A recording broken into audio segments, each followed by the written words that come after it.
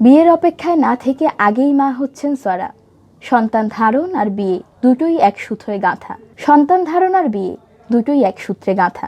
ধর্মবিশ্বাসীরা মনে করেন সন্তান লাভের আগে ছেলে মেয়েদেরকে নিজ নিজ ধর্মমতে বাঁধা পড়তে হয় বিয়ের বন্ধনে। তবে সন্তান লাভের ক্ষেত্রে ব্যতিক্রমও আছে। বিয়ের সম্পর্ক ছাড়াই অনেক ক্ষমতাধর রাজনৈতিক, রাষ্ট্রপ্রধান, অভিনেতা অভিনেত্রী মা বাবা হয়েছেন। এমন নজির রয়েছে ভুরি ভুরি। এবার এমন ব্যতিক্রমী মাতৃত্বের স্বাদ পাওয়ার আগ্রহ প্রকাশ করেছেন বলিউডের অভিনেত্রী স্বরা ভাস্কর। বিয়ে করবেন, তারপর মা হবেন, সেটাই বিশ্বাসী নয় এই অভিনেত্রী। এত ভেবেচিন্তে আর আয়োজন করে মা হতে চান না তিনি। সুস্মিতা সেন, সানি লিওন, রবিনা ট্যান্ডন, একতা কাপুর ও নীলম কোঠারিদের দেখানো পথে হাঁটছেন স্বরা। বিয়ে ছাড়াই মা হতে চলছেন তিনি। সম্প্রতি এক সাক্ষাৎকারে স্বরা ভাস্কর বলেন, আমি বরাবরই পরিবার ও বাচ্চা চেয়েছি। এর জন্য যে বিয়ে করতে হবে, স্বামী থাকতে হবে এমনটা তো নয়।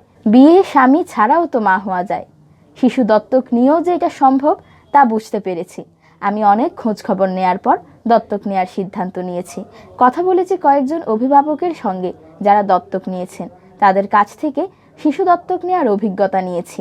গুঞ্জন রয়েছে ইতিমধ্যে নাকি সেন্ট্রাল অ্যাডপশন রিসোর্স অথরিটির কাছে সন্তান দত্তক নেয়ার জন্য আবেদন করেছেন স্বরা। স্বরা জানান, জানি এই প্রক্রিয়ায় অনেকটা সময় লেগে যায়, 2-3 বছরও লাগতে পারে।